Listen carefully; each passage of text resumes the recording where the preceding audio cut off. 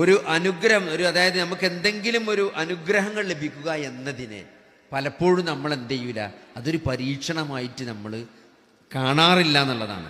നമ്മളെ ഏറ്റവും കൂടുതൽ നമ്മൾ ശ്രദ്ധിക്കേണ്ട ഒരു വിഷയം എന്താ വെച്ചാൽ, ഏറ്റവും വലിയ പരീക്ഷണം എന്നത് അനുഗ്രഹങ്ങളാണ്. ആ അനുഗ്രഹങ്ങൾക്ക് നന്ദി കാണിക്കുന്നുണ്ടോ എന്ന് അള്ളാഹു ടെസ്റ്റ് ചെയ്യാനുള്ള പരീക്ഷണമായിട്ടാണ് പലപ്പോഴും നമുക്ക് അനുഗ്രഹങ്ങൾ നൽകാൻ. ഒരു പ്രതിസന്ധി വരുമ്പോൾ സ്വാഭാവികമായിട്ടും മനുഷ്യൻ അള്ളാഹുവിലേക്ക് അടുക്കും, അല്ലേ? നമുക്കൊരു പ്രയാസം ഉണ്ടായാൽ നമ്മളിപ്പോൾ ആര് പറഞ്ഞിട്ടില്ലെങ്കിൽ നമ്മൾ അള്ളാഹുവിലേക്ക് മടങ്ങും.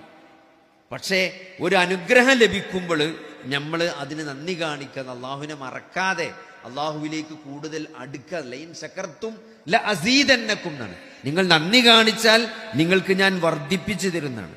അപ്പൊ അതുകൊണ്ട് ആ രൂപത്തിൽ പരീക്ഷണങ്ങളെ കാണാം. പ്രത്യേകിച്ച് ഒരു ഏറ്റവും വലിയ നന്ദി എന്ന് പറഞ്ഞത്, നമ്മൾ ഏതൊരു അവസ്ഥയിലും അള്ളാഹുവിന് നന്ദി കാണിക്കാനുള്ളൊരു മനസ്സ് നമുക്കുണ്ടാകുക എന്നുള്ളതാണ് ഈ ജീവിതത്തിലെ ഏറ്റവും വലിയ ചലഞ്ച്.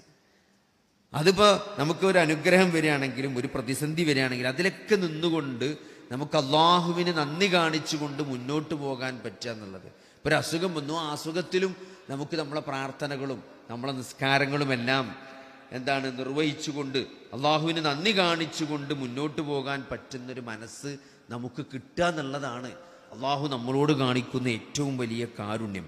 അപ്പൊ അതിനെന്ത് വേണം? അത് നല്ലൊരവസ്ഥയിൽ, ഏതൊരവസ്ഥയിലും ആ ഒരു നിലപാട് വെച്ച് ജീവിക്കുന്ന ആളുകൾക്കേ അതിനെന്ത് ചെയ്യുള്ളൂ, അതിന് സാധിക്കുള്ളൂ.